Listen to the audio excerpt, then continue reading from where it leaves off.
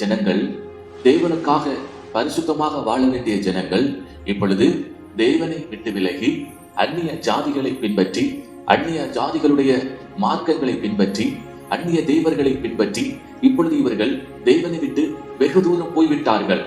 இப்பொழுது ஆண்டவர் அவர்களை பார்த்து சொல்லுகிறார், அதிகமாய் விலகி போகிறீர்களே. அன்பானவர்களே, ஒருவேளை இந்த சத்தத்தை கேட்டுக்கொண்டிருக்கிற நீங்கள் உங்களுடைய ஆவிக்குரிய வாழ்க்கையை இழந்து தேவனுடைய அன்பை விட்டு விலகி அதிகமாய் நீங்கள் தேவ சமூகத்தை விட்டு விலகி போய் கொண்டிருக்கலாம். இன்றைக்கு ஆண்டவர் அவருடைய அந்த சத்தம் உங்களை நோக்கி வருகிறது. ஆண்டவருடைய அன்பை விட்டு விலகி, ஆண்டவருடைய பிரசனத்தை விட்டு விலகி, ஆண்டவருடைய திட்டத்தை விட்டு விலகி நீங்கள் உலகத்துக்கு நேராக வெகு தொலைவில் போய்கொண்டிருக்கிறீர்கள் சொன்னா, இன்னைக்கு ஆண்டவருடைய சத்தம் உங்களை நோக்கி வருகிறது. மகளே, அதிகமாய் விலகி போய்கொண்டிருக்கிறாயே. மகனே, அதிகமாய் விலகி போய்கொண்டிருக்கிறாயே. அதே ஏசாயா 1வது அதிகாரம் அதனுடைய 18-19 வசனங்களை வாசிக்கும் பொழுது ஆண்டவருடைய அன்பை அந்த இடத்தில் பார்க்க முடிகிறது. அதிகமாய் இந்த தேவனுடைய ஜனங்கள் தேவனுடைய சமூகத்தை விட்டு விலகி போனாலும் அந்த இடத்திலே தேவனுடைய அன்பு மறுபடியும் வெளிப்படுகிறதை பார்க்க முடிகிறது.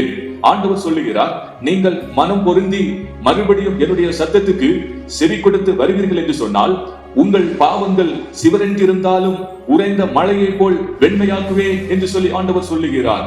உங்களுடைய பாவங்கள் இரத்தாம்பர சிவப்பாயிருந்தாலும் பஞ்சை போலாக்குவேன் என்று சொல்லி ஆண்டவர் சொல்லுகிறார். அப்ப பாருங்க, ஆண்டவருடைய அன்பு, நீங்கள் வெகு தூரம் போனாலும், நீங்கள் வெகு தூரம் தேவனுடைய அன்பை விட்டு தேவ பிரசனத்தை விட்டு நீங்கள் போனாலும் இன்றும் ஆண்டவருடைய அன்பின் கரம் உங்களை நோக்கி வருகிறது.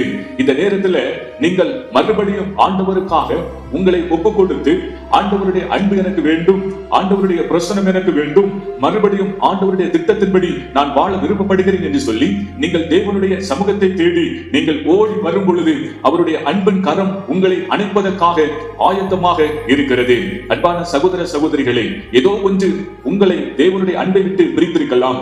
இந்த உலகத்தில் உள்ள பல மாயான அன்பாக இருக்கலாம், இந்த உலகத்தில் உள்ள இச்சையான சில காரியங்களாக இருக்கலாம், இந்த உலகத்தில் உள்ள ஏதோ ஒரு பாவ அடிமைத்தனமாக இருக்கலாம். இந்த நேரத்திலே ஆண்டவர் உங்களை அழைக்கிறார். நீங்கள் மறுபடியும் இயேசு அண்டையில் வரும் பொழுது உங்களை சுத்திகரித்து, உங்களை பரிசுத்தப்படுத்தி, உங்களை தம்முடைய பிள்ளையாக மாற்றி அவர் உங்களை ஆசீர்வதிப்பதற்காக இந்த இஸ்ரவேல் ஜனங்களை அழைத்த தேவன் உங்களையும் அழைக்கிறார்.